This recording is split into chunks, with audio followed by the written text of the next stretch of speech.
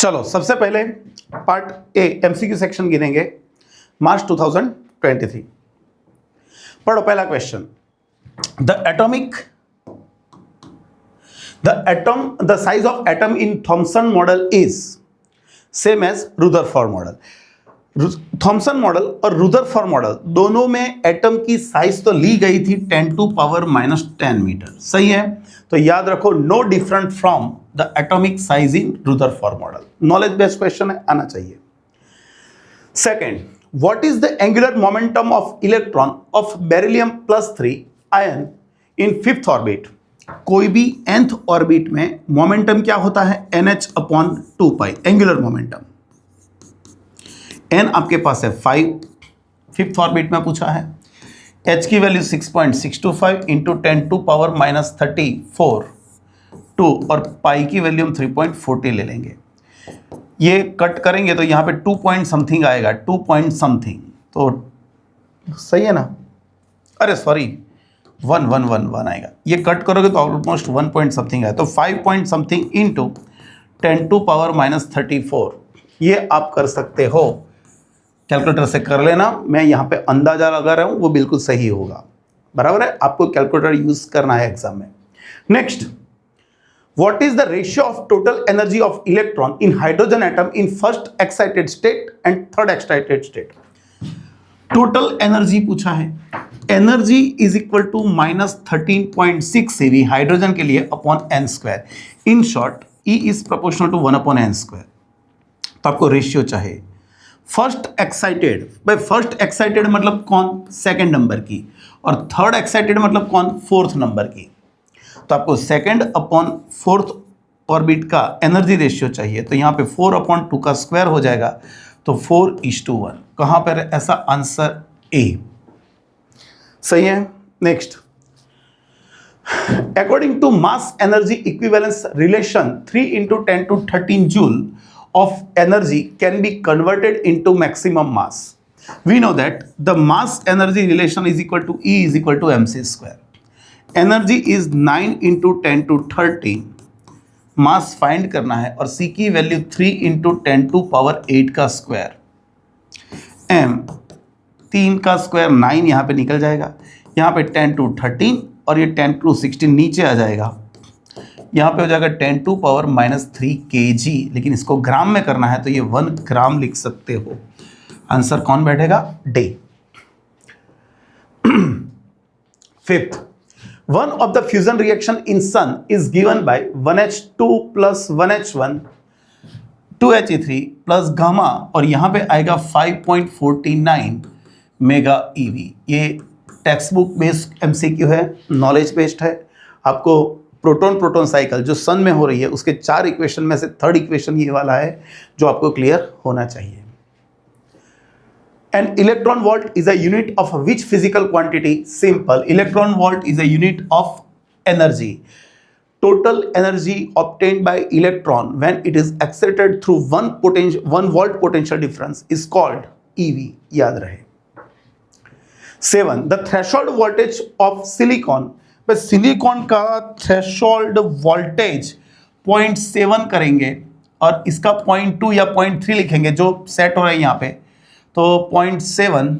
अरे कोई है ही नहीं। जर्मेनियम का 0.3, ये 0.8, ये सेट हो रहा है कुछ, है ना। थ्रेशोल्ड वोल्टेज पूछा है, सिलिकॉन का होगा क्या? 0.72 और जर्मेनियम का 0.2 हो रहा है। देखो तो ये आंसर, ये नजदीक वाला लिख दो क्योंकि हमको ऑर्डर में लिखना है। वैसे सही आंसर आपका 0.7, 0.2 या 0.7, 0.3 भी लिख सकते हो, चलेगा। 8, when a forward bias is applied to PN junction. जब आप PN जंक्शन को फॉरवर्ड बायस अप्लाई करोगे, डेप्लेशन का पोटेंशियल या तो electric field external electric field की ऑपोजिट डायरेक्शन में है और उसके कारण पोटेंशियल बैरियर क्या होगा? डिक्रीज होगा, सही है। तो lowers potential barrier. 9, figure shows electric field in which electric dipole P is placed. Which of the following statement is correct? बच्चों यहां पर देखो, ध्यान से देखो, यहां पर ये कैसा इलेक्ट्रिक फील्ड है? नॉन यूनिफॉर्म इलेक्ट्रिक फील्ड है। ये कैसा है? नॉन यूनिफॉर्म, मतलब यहां पे इंटेंसिटी ज्यादा है, यहां पे इंटेंसिटी कम है। और इसकी डाइपोल मोमेंट आप देखोगे तो नेगेटिव टू पॉजिटिव मतलब ये डायरेक्शन में है।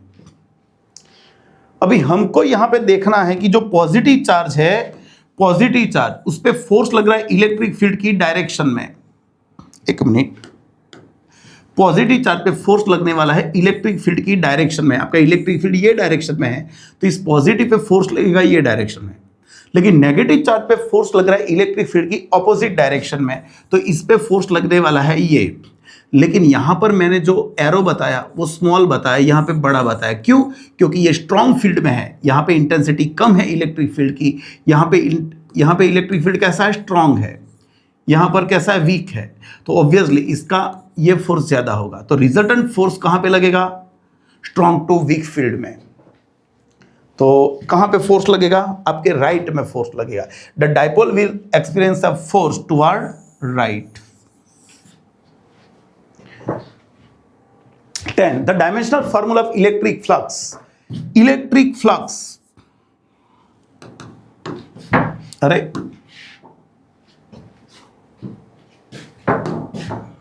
हाँ, इलेक्ट्रिक फ्लक्स का डायमेंशनल फॉर्मूला, भाई उसका यूनिट कौन है?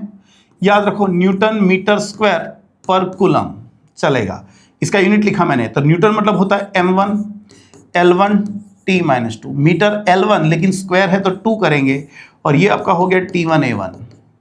इसको सिंप्लीफाई कर दो तो डायमेंशनल मिल जाएगा m1 L3 T-3 A-1।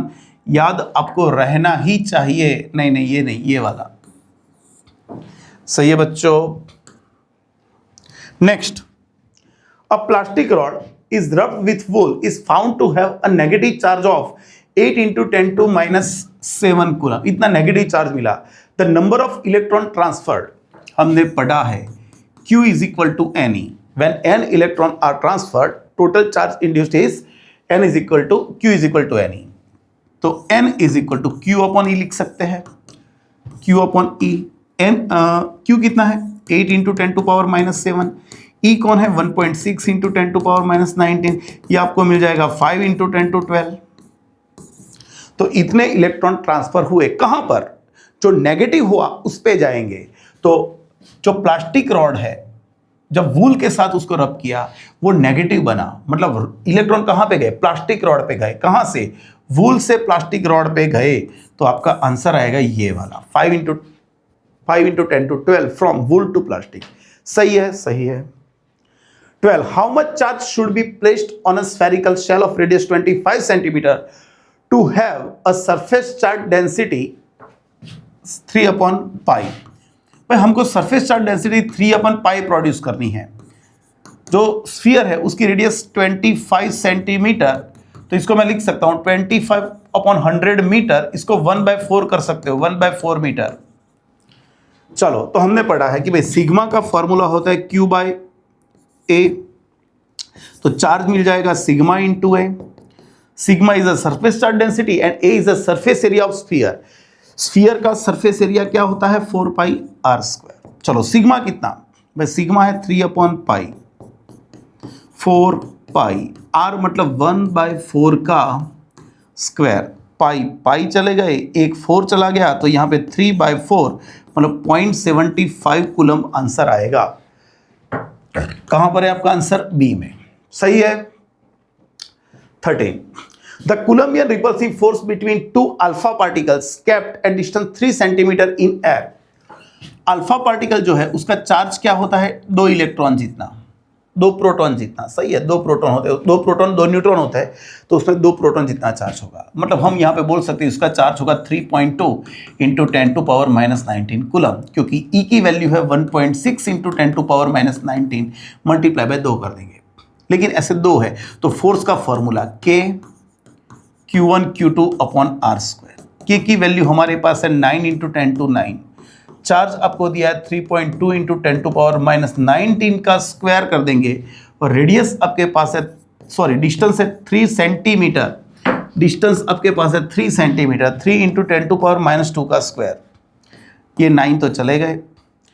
यहाँ पर करेंगे 3.2 का स्क्वायर 1024, 10.24 आएगा ये, और यहाँ पे -4 13 25 -25 आएगा ना, ये देख लो तो।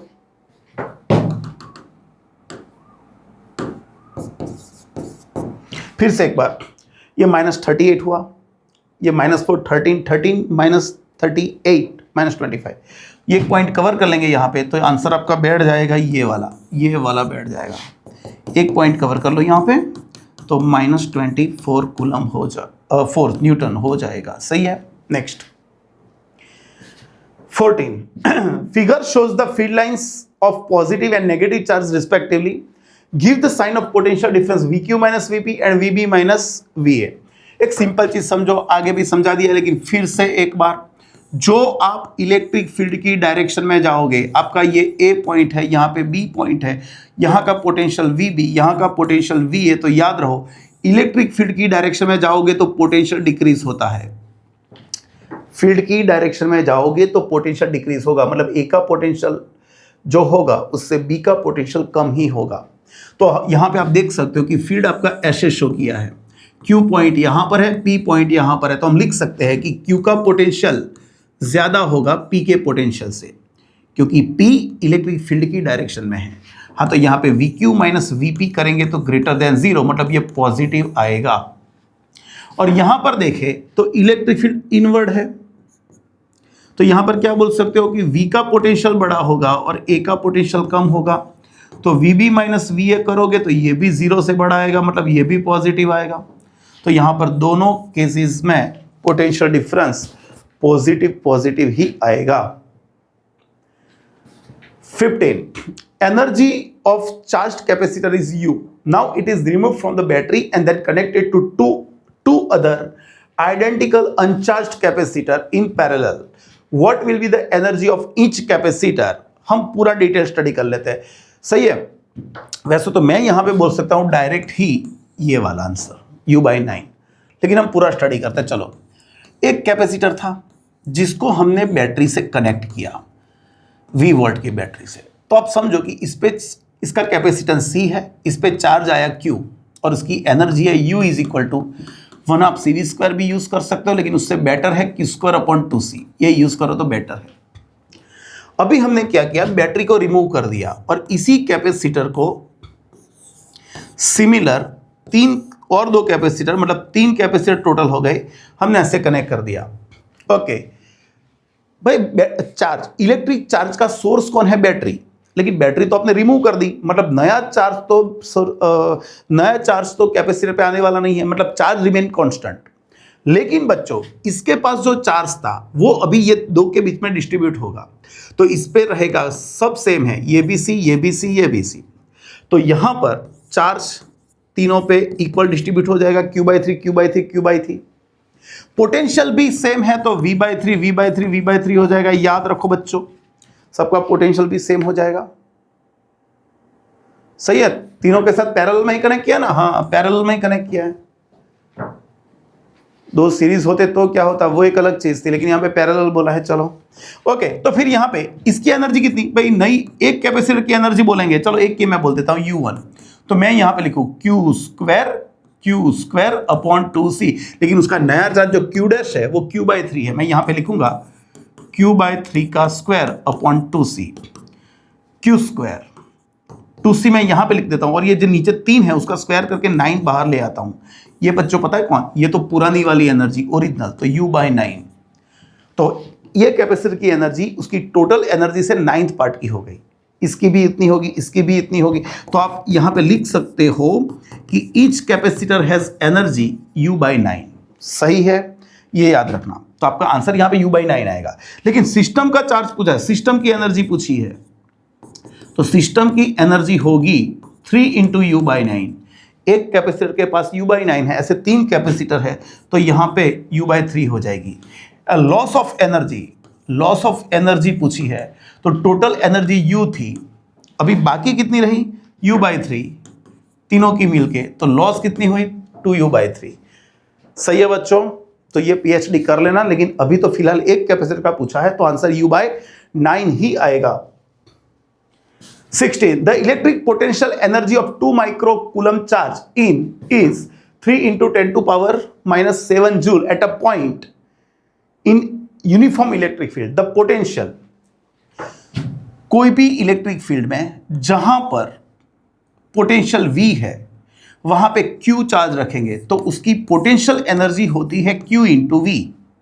तो हमको V चाहिए तो U बाई Q कर लेंगे। U कौन है बच्चों? 3 इंटू 10⁻⁻5। Q कौन है? 2 माइक्रो कूलम, माइक्रो मतलब 10⁻⁻6। ये आपको मिल जाएगा 1.5 इंटू 10⁻1।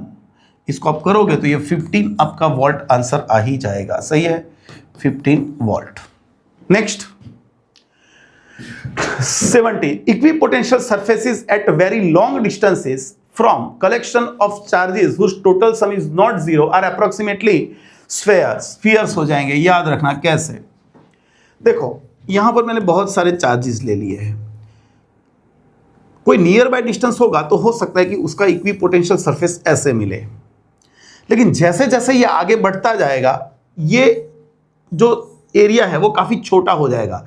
तो वेरी लॉन्ग डिस्टेंस पे हम क्या मान सकते हैं कि ये पूरा एक पॉइंट चार्ज है, ये पूरा एक पॉइंट चार्ज है और उसका फील्ड सभी डायरेक्शन में इक्वली स्प्रेडेड है। तो यहां पे जो बनेगा इक्विपोटेंशियल सरफेस वो स्फीयर्स हो जाएगा। Clear. 18 two batteries of EMF E1 and E2 are and internal resistances R1 and R2 respectively are connected in parallel as shown in figure। देखो हमने E1 और E2 दो बैटरी को हमने पैरेलल में कनेक्शन कर दिया, तो हमको पूछा है उसका इक्विवेलेंट ईएमएफ। इक्विवेलेंट ईएमएफ का फॉर्मूला हमने पढ़ा था E1/R1 प्लस E2/R2। ये हमारे क्लास नोट्स में हमने लिखा था। याद रखो कि जो भी ईएमएफ मिलेगा वो दोनों के बीच का कोई होगा, दोनों के बीच का कोई होगा पैरेलल कनेक्शन के लिए। याद रहे बच्चों, कोई एक एग्जांपल लेके प्रूव कर सकते हो, लेकिन यहां पे फिलहाल मान लो ये। तो equivalent EMF is between E1 and E2। सही है। 19 loop rule of Kirchhoff is a reflection of. भाई लूप रूल क्या बोल रहा है? The total algebraic sum of all potential having resistance and cells are is zero, है ना। उसका पोटेंशियल मतलब कौन? Energy per unit volume, energy same है। ओके उसका मतलब क्या? ये तो law of conservation of energy है। तो उसका लूप रूल आपको एनर्जी कंजर्वेशन देगा और जंक्शन रूल आपको चार्ज कंजर्वेशन देगा।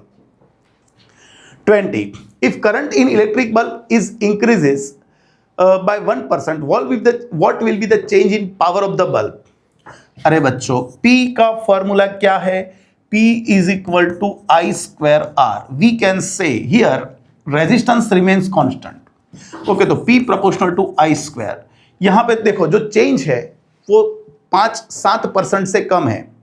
जो चेंज आया वो 5 या 7% से कम है। तो हम यहां पे क्या कर सकते हैं? एरर मेथड अप्लाई कर सकते हैं। So percentage of power is equal to 2 into percentage of current, और ये 1% है तो ये आपको 2% मिलेगा।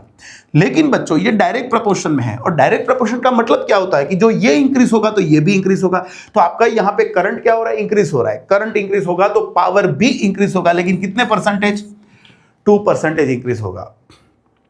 21 2 point charges Q and 4Q are kept 30 centimeter apart. At what distance on the straight line joining them the intensity of electric field is 0? देखो बच्चों कुछ लोग बोलेंगे सर यहाँ पे मार्च 2023 या कुछ भी है वो ऐसा नहीं लिखा है यहाँ पे। भाई इसलिए नहीं लिखा है, समझो आप, जो पुराना सिलेबस था वो मार्च 2023 या जून 2023 पहले एप्लीकेबल था। तो जब ये पेपर आया होगा मार्च में, जब उसमें वो सिलेबस के एमसीक्यू भी होंगे, लेकिन आफ्टर 2023 जो एलिमिनेटेड सिलेबस है वो तो आपके सिलेबस में है नहीं। तो फिर आपको रेफरेंस के लिए इन पेपर वालों ने जो एलिमिनेटेड सिलेबस के एमसीक्यूज थे उनको रिप्लेस करके जो एग्जिस्टिंग सिलेबस है उसके कुछ एमसीक्यू रख दिए हैं। मतलब समझना कि कोई आप अलग अलग पब्लिकेशंस के क्वेश्चन सेट लोगे तो उसमें अलग अलग क्वेश्चंस होंगे। तो कोई बोलेगा कि सर ये तो मार्च 2023 में है नहीं। अरे भाई रियली में तो कुछ और ही था जो एलिमेंटेड सिलेबस का टॉपिक था, लेकिन यहां पर उसको रिप्लेस कर दिया। तो सब पब्लिकेशन ने अपने अपने कुछ ऐप के एमसीक्यू डाले होंगे जो डिफरेंट हो सकते हैं। ओके तो यहां पे बोला क्या है समझो ध्यान से। 2 point charges Q and 4Q are kept 30 centimeter apart. At what distance on the straight line joining them the intensity of electric field is 0? एक चार्ज है आपका Q दूसरा चार्ज है आपका 4q। ये दोनों के बीच का डिस्टेंस है 30 सेंटीमीटर। आपको बोला है इंटेंसिटी 0 हो रही है। भाई यहां पर देख लो, दोनों पॉजिटिव है, दोनों पॉजिटिव या दोनों नेगेटिव, तो आपको जो रेफरेंस जो नल पॉइंट मिलेगा वो आपको यहां पे मिलेगा, दोनों के बीच में। कहां मिलेगा? चलो मान लेते हैं कि नल पॉइंट जो q चार्ज है उससे x डिस्टेंस पे मिलेगा, q से x डिस्टेंस पे मिलेगा, तो यहां से वो डिस्टेंस, अरे अरे अरे अरे अरे अरे, यहां से वो डिस्टेंस होगा 30 माइनस एक्स। ये टोटल 30 है, ये x, तो ये 30 माइनस एक्स। और यहां पर जितना इलेक्ट्रिक फील्ड ये प्रोड्यूस करेगा E1, उतना इलेक्ट्रिक फील्ड ये भी प्रोड्यूस करेगा E2। तो दोनों के electric field equal and opposite होंगे। ये यहां पे कितना इलेक्ट्रिक फील्ड प्रोड्यूस करेगा? तो इलेक्ट्रिक फील्ड इंटेंसिटी का फॉर्मूला है KQ अपॉन आर स्क्वायर। तो KQ अपॉन आर स्क्वायर मतलब एक्स स्क्वायर हो गया यहां पे डिस्टेंस।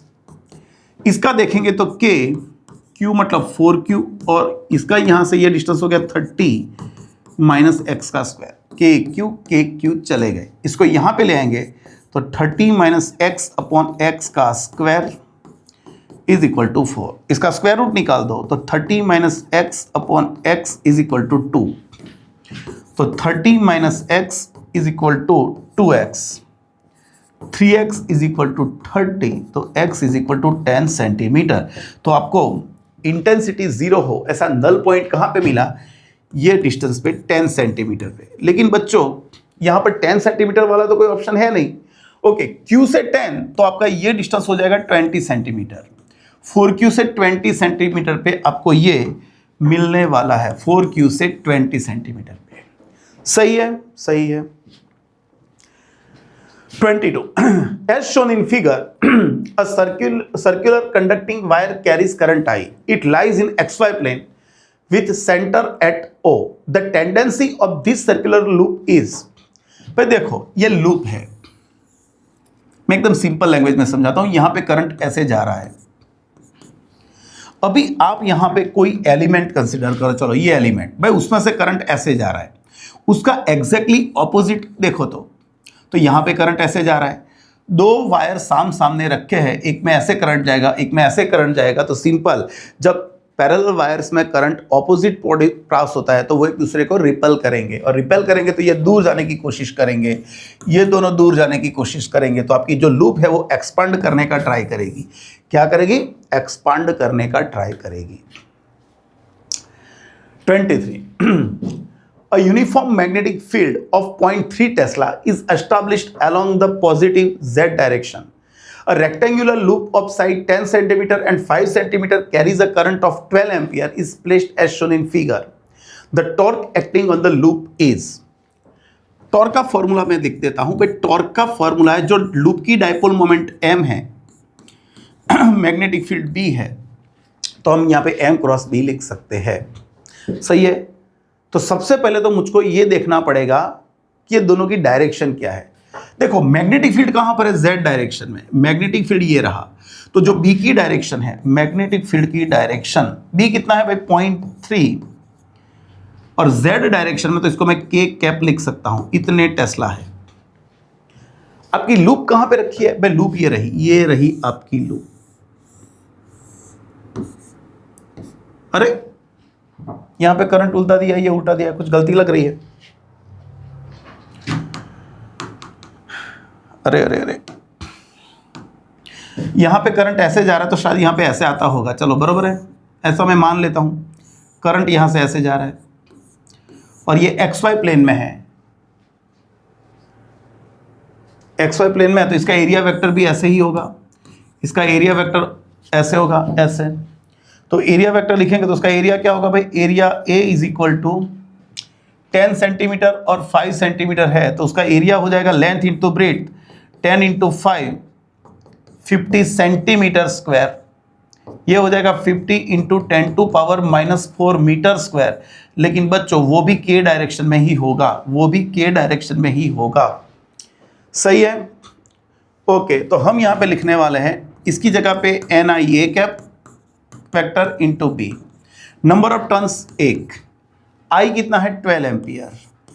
एरिया वेक्टर क्या दिया है? 50 इंटू 10 टू पावर -4, लेकिन उसका जो आएगा वो कौन सी डायरेक्शन में है? K cap. क्रॉस, वैसे तो डायरेक्ट बोल सकते थे लेकिन मैंने आपको कैलकुलेट करके बताया, शायद कुछ गलती आ जाए इसलिए।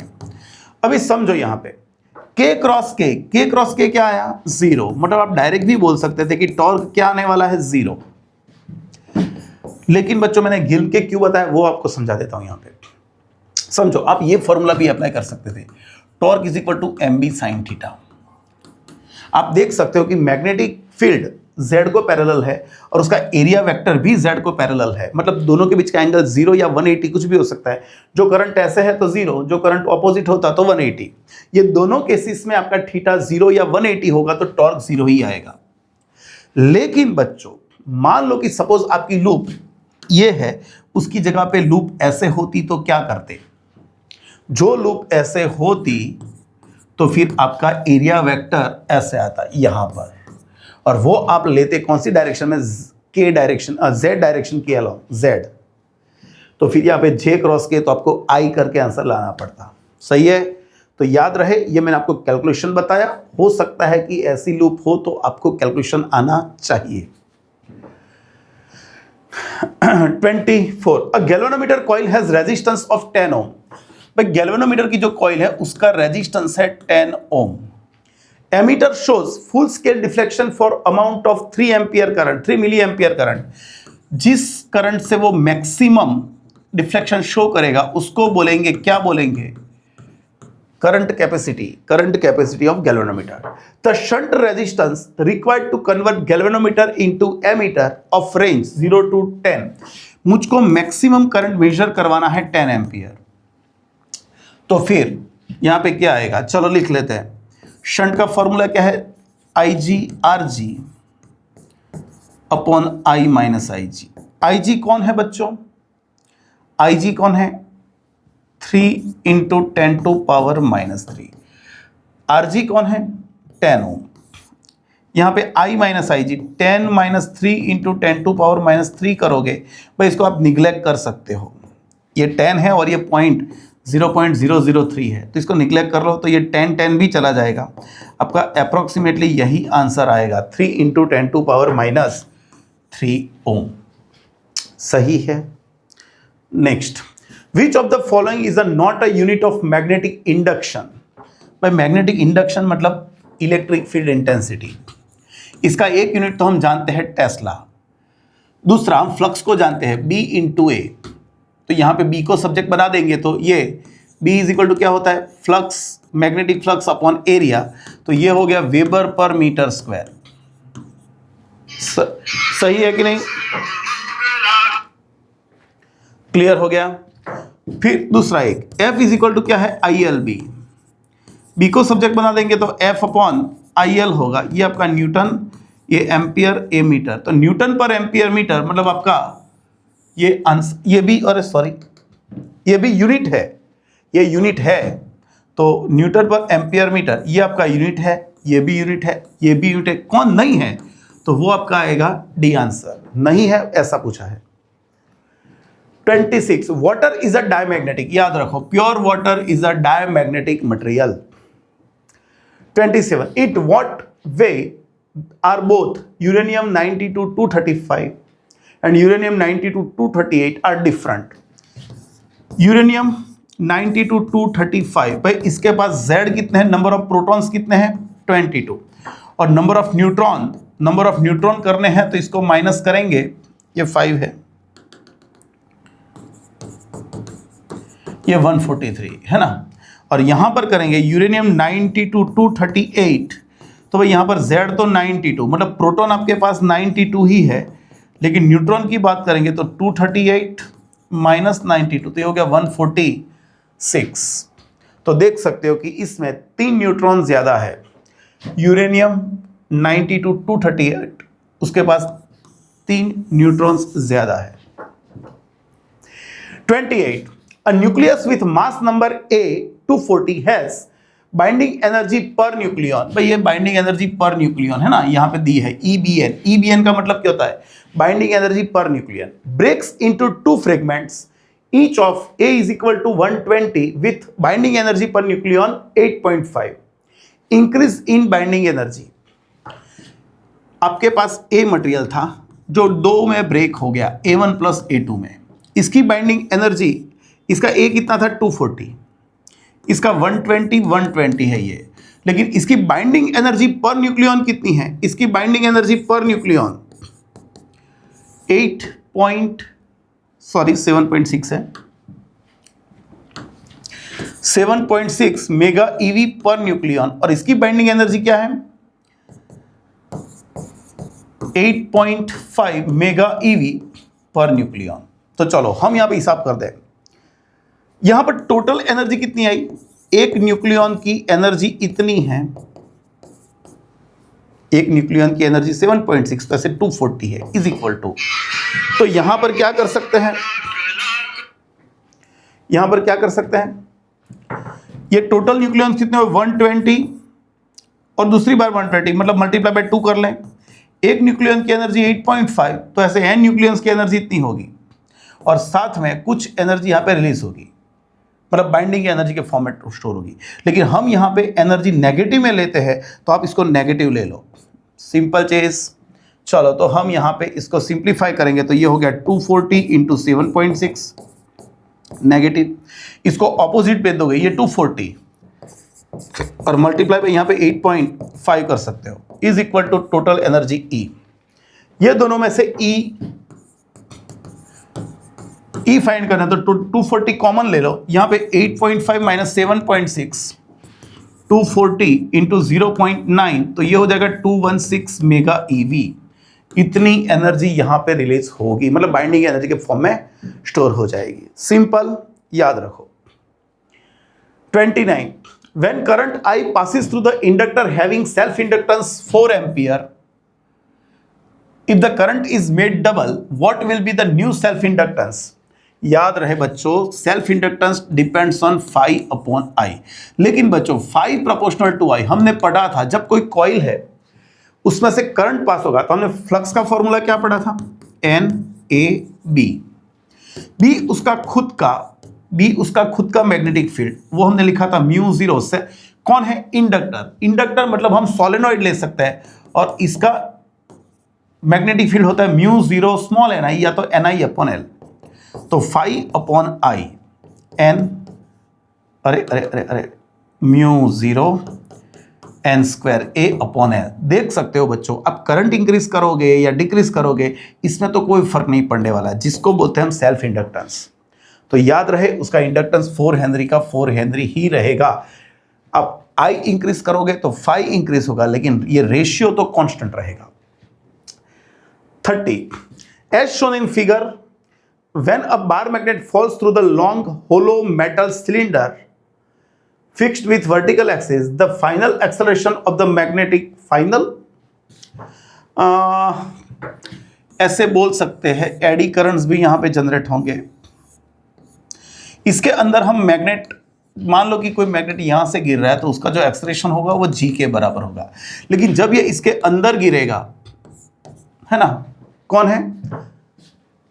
मेटल सिलेंडर, तो यहां पे एडी करंट्स जनरेट हो गए। यहां पे देखो, इंड्यूस करंट तो नहीं बोल सकते, वो सोलेनॉइड में होता है या तो फिर इंडक्टर में होता है, लेकिन यहां पर प्लेट है, उसमें भी एडी करंट्स तो जनरेट होंगे, और वो करंट्स भी क्या फॉलो करेंगे? लेंस लॉ को फॉलो करेंगे। जो उसको प्रोड्यूस कर रहा है उसी को वो अपोज करेंगे।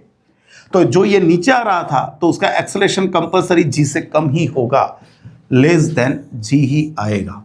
याद रखो, एडी करंट्स होंगे तो भी। 31, magnetic flux linked with the coil is given by this much. चलो, मैग्नेटिक फ्लक्स का फॉर्मूला क्या दिया है? 2t square plus 2t plus 1।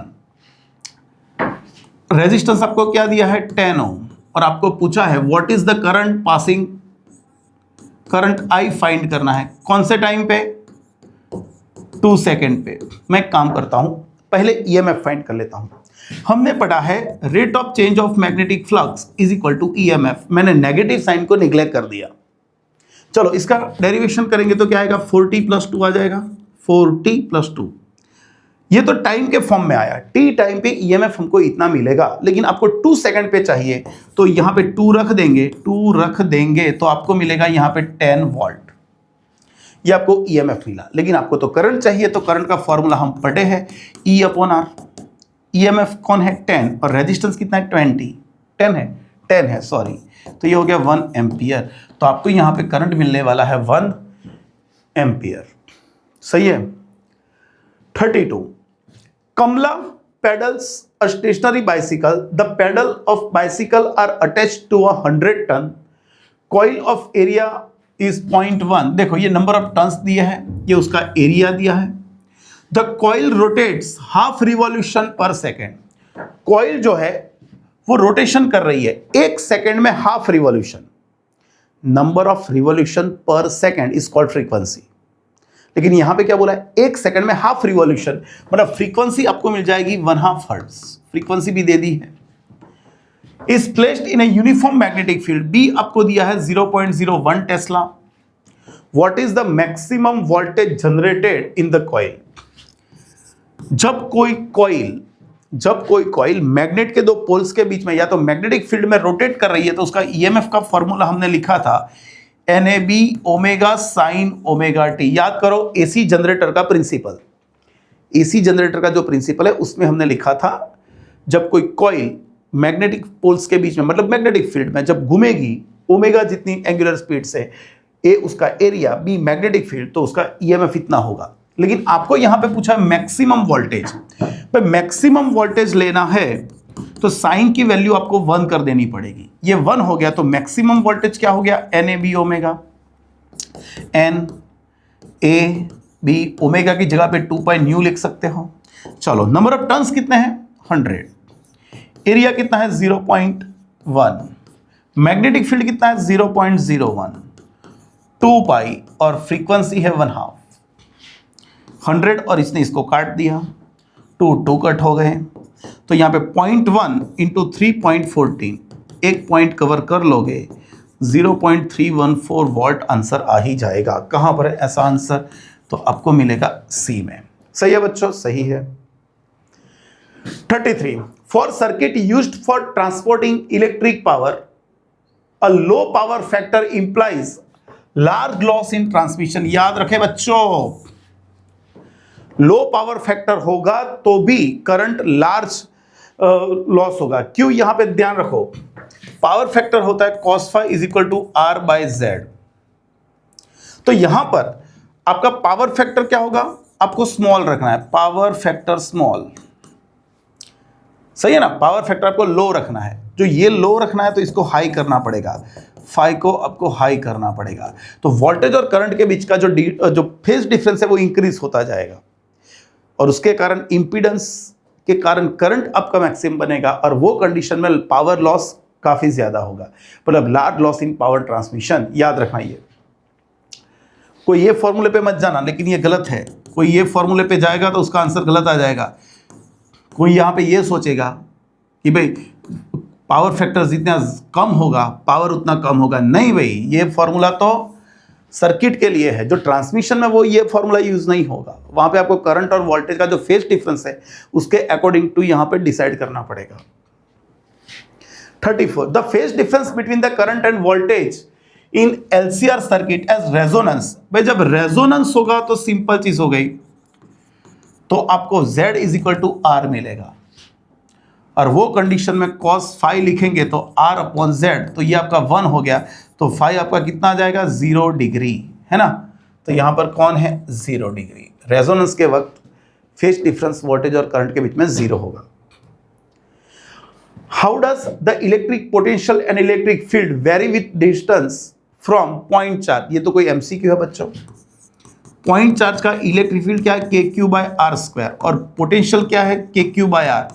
जो पहले लिखा है उसका आंसर पहले दो, तो V प्रोपोर्शनल टू 1/R और E प्रोपोर्शनल टू 1/R²। ऐसा फॉर्मूला आपको C में देखने को मिलेगा। 36 TV waves range from, but TV tuning कहां पे हो रहा है 54 मेगाहर्ट्ज टू 890 मेगाहर्ट्ज। याद रखना ये वैल्यूज। यस देखो ये सैटेलाइट कम्युनिकेशन है। ये किसके लिए हो रहा है, सैटेलाइट कम्युनिकेशन। याद रखना 400 गीगाहर्ट्ज तो 600, अरे ये तो और ज्यादा दे दिया है। तो ये ऑप्टिकल फाइबर के लिए होता है। ये जो है वो FM रेडियो स्टेशन का है, ये जो दिया है 24 ये अल्ट्रा हाई फ्रीक्वेंसी है, बराबर है, तो वो रेडियो वेव्स के लिए होती है, याद रहे। 37 for a given electromagnetic wave the magnitude of electric field is this. भाई इलेक्ट्रिक फील्ड आपको दिया है 6.6 volt per metre. The magnitude of magnetic field हमने पढ़ा है E is equal to B C, so B is equal to E by C. E की value 6.6, C की value 3 into 10 to 8, तो ये हो गया 2.2 इंटू 10 टू पावर -8 हो गया बच्चों 38। A small pin is fixed on the table is viewed from the above from the distance 10 centimeter, 100 centimeter. By what would the pin appear to be raised if it is viewed from the same point through 9 centimeter thick glass slab held parallel to the table? Refractive index of glass 1.5. बोला क्या है समझो, यहाँ पे एक surface थी, यहाँ पे एक पिन यहाँ पे हमने टेबल पे लगा दी थी। हम उसको देखने वाले हैं बहुत ऊपर से, बहुत ऊपर मतलब कहाँ से, 100 सेंटीमीटर से देखने वाले हैं। यहाँ पर एयर है, हम डायरेक्ट उसको देखेंगे तो हमको 100 सेंटीमीटर पे दिखेगी, लेकिन बच्चों हम उसको फिर कैसे देखेंगे? यहाँ पे एक स्लैब रख दिया और ये जो स्लैब है उसकी थिकनेस है, यहाँ पे HO लिख देता हूँ, मतलब उसकी हाइट 9 सेंटीमीटर है। ये 9 सेंटीमीटर पे रख दिया मैंने, और इसका रिफ्रैक्टिव इंडेक्स हमको दिया 1.5। ये ग्लास का रिफ्रैक्टिव इंडेक्स है ऑब्वियसली। तो सिंपल, जब हम यहां से देखेंगे तो इतना डिस्टेंस तो अभी एयर में ही है, मतलब यहां पे कोई फर्क नहीं पड़ेगा। यहां पे क्या पड़ेगा? नो फर्क। यहां पे कोई फर्क पड़ने वाला नहीं है, जो भी पड़ेगा वो इतने में पड़ेगा। तो आपकी इमेज यहां से लेके यहां पे दिखेगी आपको, तो आपको यहां से HI फाइंड करना पड़ेगा। तो हमने पढ़ा है HI upon HO is equal to N from मतलब कहाँ से देख रहे हो? एयर में से। कहाँ पे देख रहे हो? ग्लास में देख रहे हो। तो HO कौन है बच्चों? 9 सेंटीमीटर है, ये 1 और ये 1.5, तो HI ये आपको मिलेगा 9 डिवाइडेड बाई 1.5, ये आपको मिला 6 सेंटीमीटर। आपको ये पूछा होता कि पिन कितनी डेप्थ पे दिखेगी यहां से, तो आप कर सकते थे 100 टोटल था, लेकिन यहां से ये डिस्टेंस तो आपका 94 सेंटीमीटर हो गया अभी। तो आपको पिन कहां पे दिखती? 94, और यहां से ये डिस्टेंस आपको मिला 6। सही है ना?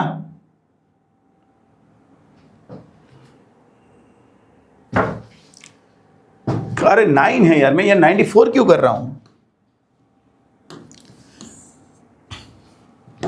मान लो कि इतना डिस्टेंस आपको 91 सेंटीमीटर कहां पे रहता? एयर में। ये 9 है, लेकिन ये आपको 6 सेंटीमीटर मिला, तो आपको यहां पे दिखता कहां पर? यहां पर दिखता कहां पे? 91 प्लस 6 सेंटीमीटर, तो 97 सेंटीमीटर पे दिखता। लेकिन आपको ये नहीं पूछा, आपको ये पूछा है कि by what distance pin appear to be raised. Pin कितनी ऊपर उठी? पिन कितनी ऊपर उठी? ये डिस्टेंस, तो ये टोटल डिस्टेंस था 9, ये है 6, तो 9 माइनस 6 मतलब आंसर क्या आएगा? 3 सेंटीमीटर। पिन कितनी ऊपर उठी? 3 सेंटीमीटर जितनी ऊपर उठेगी। हाँ, ऑब्जर्वेशन में आपको कहाँ पे दिखेगी पिन? तो वो 97 सेंटीमीटर पे दिखेगी। याद रखना, थोड़ा ट्विस्ट करे तो ये आना चाहिए। 39 in figure assuming the diodes to be ideal. भाई डायोड्स आइडियल है, तो यहां पर क्या होगा? यहां पर देख लो बच्चों, ये 0 वोल्ट है, अर्थिंग किया मतलब 0 वोल्ट, और ये -10 वोल्ट। सिंपल चीज, ये पॉजिटिव टर्मिनल हो गया, ये नेगेटिव है और ये 0, तो दोनों की कंपैरिजन में इसको पॉजिटिव माना जाएगा और इसको नेगेटिव। तो ये आपका नेगेटिव पॉजिटिव, ये आपका पॉजिटिव नेगेटिव। तो देख सकते हो यहाँ पे इसका जो P साइड है, P साइड वो नेगेटिव पे है, N साइड पॉजिटिव पे, तो ये कौन आया? Reverse bias. और इसका जो P साइड है वो positive pay, N side negative पे, तो ये कौन आ गया? Forward bias. तो यहां पे क्या आएगा? D1 इज रिवर्स बायस्ड और D2 इज फॉरवर्ड बायस। कोई एक भी रिवर्स बायस में है तो करंट जाएगा नहीं। क्लियर हो गया? D2 आपका फॉरवर्ड बायस में, D1 आपका रिवर्स बायस में। 40 पावर ऑफ प्लेन मिरर। भाई प्लेन मिरर की बात करेंगे। प्लेन मिरर तो उसकी फोकल लेंथ होती है क्या, इनफाइनाइट, तो उसका पावर लिखेंगे 1/f, तो वो क्या हो जाएगा 0, वो कन्वर्ज या डाइवर्ज नहीं करेगा बच्चों, वो 0 ही आएगा।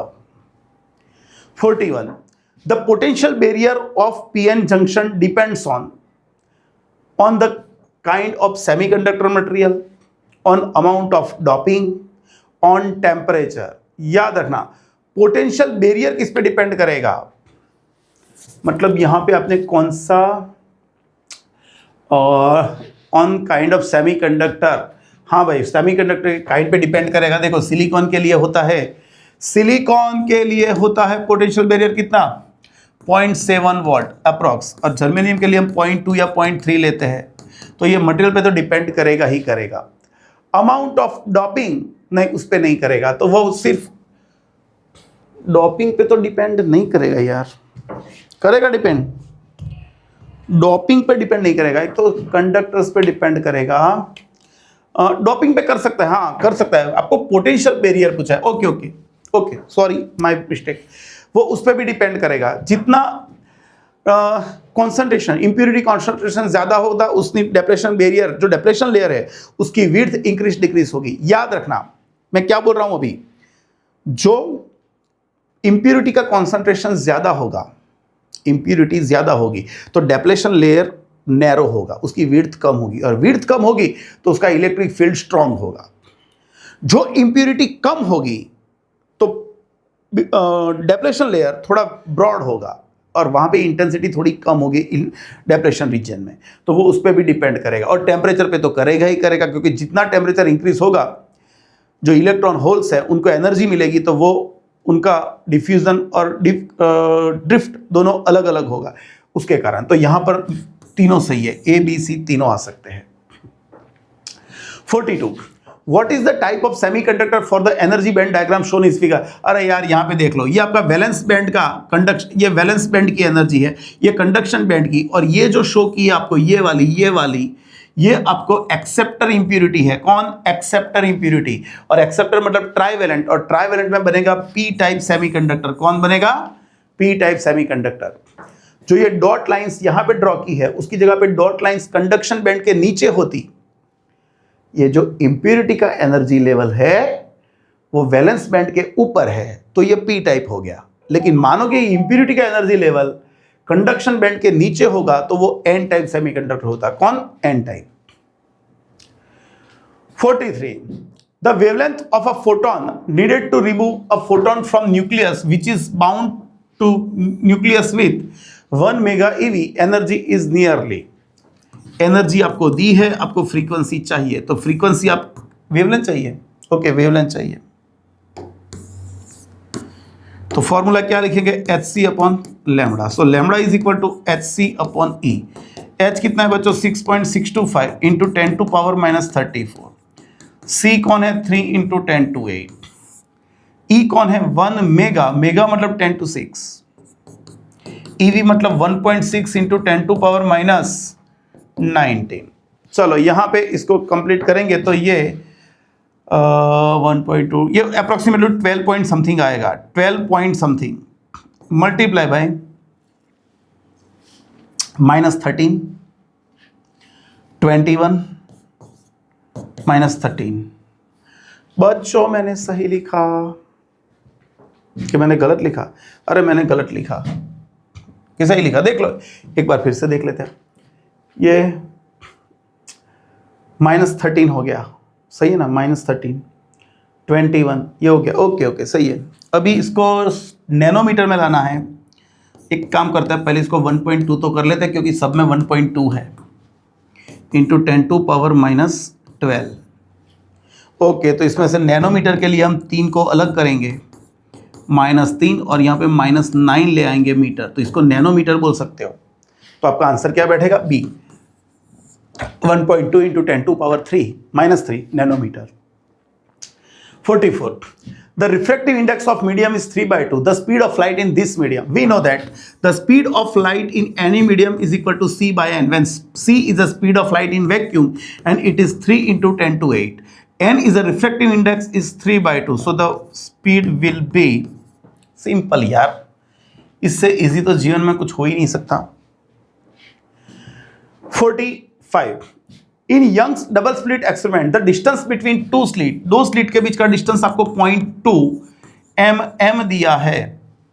चलेगा, सब कुछ mm में ही रखें, नहीं मीटर में करते हैं पहले। देखो एक आदत रखो यहाँ पे, इसको पहले मीटर में ही लाते हैं। Okay, distance between slit and screen capital D आपको 1.5 मीटर दिया है। The wavelength of light used lambda आपको दिया है 600 नैनोमीटर। इसको आप लिख सकते हो 6 × 10⁻⁻7 मीटर। नैनो मतलब -9 और 2 पॉइंट कवर कर दो। The distance between to consecutive fringes, दो कंसेक्यूटिव फ्रिंज के बीच का डिस्टेंस क्या है? Lambda capital D upon small D. Lambda कौन है बच्चों? 6 × 10⁻⁷, डी आपका 1.5 है और स्मॉल डी 2 × 10⁻⁴ है। ये 4.5 × 10⁻³ मीटर आ जाएगा, जिसको मिलीमीटर बोल सकते हैं। तो आपका आंसर क्या होगा? 4.5 यम। सही है, सही है। 46 from the given graph which one of the following is correct. भाई यहां पर देख सकते हो, ये करंट है, यहां पे पोटेंशियल है।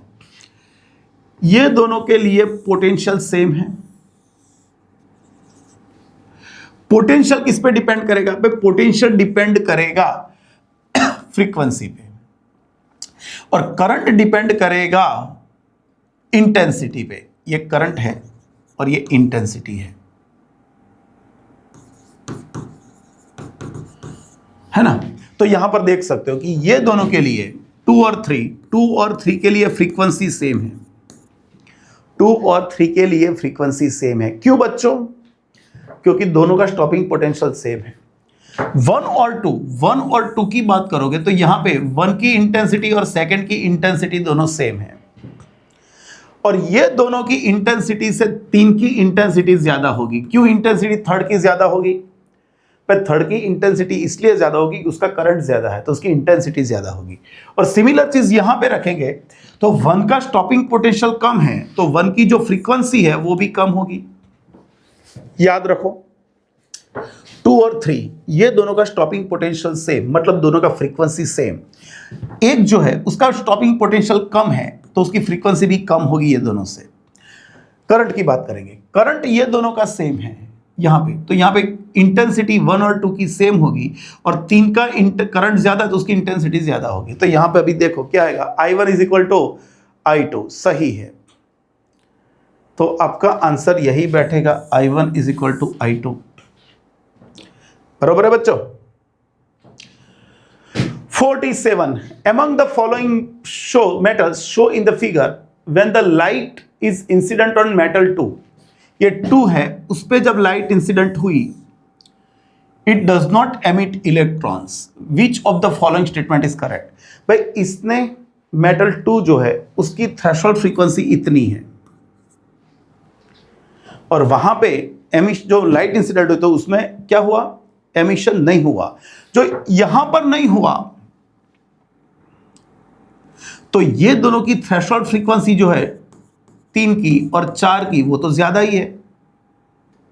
समझ रहे हो कि नहीं बच्चों? समझो एक चीज, जब 2 पे कोई लाइट इंसिडेंट हुआ, हमको क्या है? इंसिडेंट फ्रीक्वेंसी जो है वो उसकी थ्रेशोल्ड फ्रीक्वेंसी से बड़ी होगी, तभी हमको फोटो इलेक्ट्रिक इफेक्ट दिखेगी। तो यहां पर जब आपने सेकंड मेटल पे इंसिडेंट करवाया, सेकंड मेटल पे, तो यहां पे एमिशन नहीं हुआ, it does not emit electron. उसका मतलब सिंपल हो गया कि जो भी फ्रीक्वेंसी है, वो जो भी फ्रीक्वेंसी है इंसिडेंट की, वो सेकंड नंबर की जो थ्रेशोल्ड है उससे तो कम ही है। और आप यहां पे देख सकते हो कि 3 नंबर वाले की जो मेटल 3 है उसकी थ्रेशोल्ड फ्रीक्वेंसी और 4 वाले की फ्रीक्वेंसी तो इससे भी ज्यादा है। तो ये जो मेटल्स है वो तो कभी भी यहाँ पे रेडिएशन शो नहीं करेगी। लेकिन आप यहाँ पे देख सकते हो कि जो 1 है ये वाला, उसकी फ्रीक्वेंसी, थ्रेशोल्ड फ्रीक्वेंसी सेकंड की फ्रीक्वेंसी से कम है, तो हो सकता है कि शायद 1 में से करंट पास हो सकता है। मतलब क्या आएगा यहाँ पे? For light of given frequency, no electron will be emitted from metal 4 either. For light of frequency, no electron will be emitted from metal 3 either. Increasing the intensity of light on metal 4 will not cause electron. भाई intensity increase करोगे तो भी क्या फर्क पड़ेगा, कोई फर्क नहीं पड़ने वाला, क्योंकि फ्रीक्वेंसी जब तक चेंज नहीं करोगे ये फुलफिल नहीं होगा और उसके कारण एमिशन तो होगा ही नहीं, भले आप कितनी भी इंटेंसिटी रख लो। तो यहां पे आंसर आएगा ऑल ऑफ एबो, सभी सही है। 48 variation of stopping potential V not with frequency nu of incident radiation of given photosensitive material is straight line. Okay, the slope of this line V0 E is equal to h nu minus phi 0 हमने पढ़ा। So V0 is equal to h upon E nu minus phi 0 upon E। तो फिर हमने पढ़ा था बच्चों कि जो स्लोप मतलब किसका ग्राफ ड्रॉ करेंगे, V0 मतलब स्टॉपिंग पोटेंशियल वर्सेस फ्रीक्वेंसी का ग्राफ। तो ये हमको स्ट्रेट लाइन मिलने वाला है और इसका जो स्लोप होगा वो हमको मिलेगा h अपॉन ई जितना। सिंपल चीज है, याद रखो। 49 the total energy of an electron in ground state of hydrogen atom is this. Total energy आपको दी है -13.6 eV। The kinetic energy of electron in first excited state. आपको काइनेटिक फाइंड करनी है लेकिन सेकंड ऑर्बिट में फाइंड करनी है। सेकंड ऑर्बिट में हमने एक चीज पढ़ी है, जिस ऑर्बिट में जितनी टोटल होगी उसकी नेगेटिव काइनेटिक होगी। तो मुझको सेकंड ऑर्बिट में काइनेटिक चाहिए, क्यों भाई, फर्स्ट एक्साइटेड मतलब नंबर ऑफ कौन सी, सेकंड। तो K2, तो मुझको यहां पे एनर्जी भी सेकंड में चाहिए, तो K2 is equal to -E2 लिख सकते हैं। तो ये एनर्जी उसकी ग्राउंड स्टेट की एनर्जी जो है उससे n² पार्ट की होगी। और आप ये तो फर्स्ट ऑर्बिट की है, फर्स्ट ऑर्बिट की, आपको n ऑर्डर की चाहिए तो आप यहाँ पे n² कर सकते हो। ये तो डायरेक्ट वैल्यूज आपको क्लियर होनी चाहिए। सेकंड ऑर्बिट में टोटल एनर्जी क्या होती है, -3.5, तो यहाँ पे माइनस माइनस करोगे तो ये प्लस हो जाएगा, मतलब काइनेटिक एनर्जी आएगी 3.4। 50 monochromatic light of frequency 6 × 10⁻14 hertz is produced by laser. The power emitted is this. Okay, देखो आपको फ्रीक्वेंसी दी है कितनी, 6 × 10⁻14 हर्ट्ज। पावर आपको क्या दिया है, 2 × 10⁻³ वॉट। एनर्जी ऑफ फोटोन, भाई फोटोन की एनर्जी पूछी है तो यहां से पावर से आपको कोई लेना देना नहीं है, ये तो आपको एक्स्ट्रा दिया है। ये आपको क्या दिया, एक्स्ट्रा। फोटोन की एनर्जी क्या होती है, h न्यू। 6.625 × 10⁻34, 6 × 10⁻14 वो आपको फ्रीक्वेंसी है। तो ये आपको मिलने वाला है 39 पॉइंट समथिंग मिल रहा है। चलो कर लेते हैं इसको, 39, अरे 6.625 मल्टीप्लाई बाय 6, ये आपको मिल गया 39.75 × 10⁻⁻20। यहाँ पे 63 बोला है लेकिन मैंने ये लिया, चलेगा। इसको जूल में लाना है तो डिवाइडेड बाय 1.6 कर ही देता हूँ। तो ये पे देखो यहाँ पे इसको थोड़ा ऐसे करोगे तो भी चलेगा, 3.98 × 10⁻⁻19। इसको जूल में लाना है तो EV में लाना है तो 3.98 डिवाइडेड बाय 1.6 कर ही सकते हो, तो 2.49 लिख सकते हो यहाँ पे EV। ये जूल आएगा, EV 2.49, अरे 2.5 चलेगा ना, इसको 2.5 लिख लो, कोई फर्क नहीं पड़ता। क्लियर हो गया बच्चों। 50 नेक्स्ट। ओके, अभी पार्ट बी सॉल्यूशन, बराबर। नेक्स्ट सेशन में गिनता, इतना रिवीज कर लो फिर एक बार।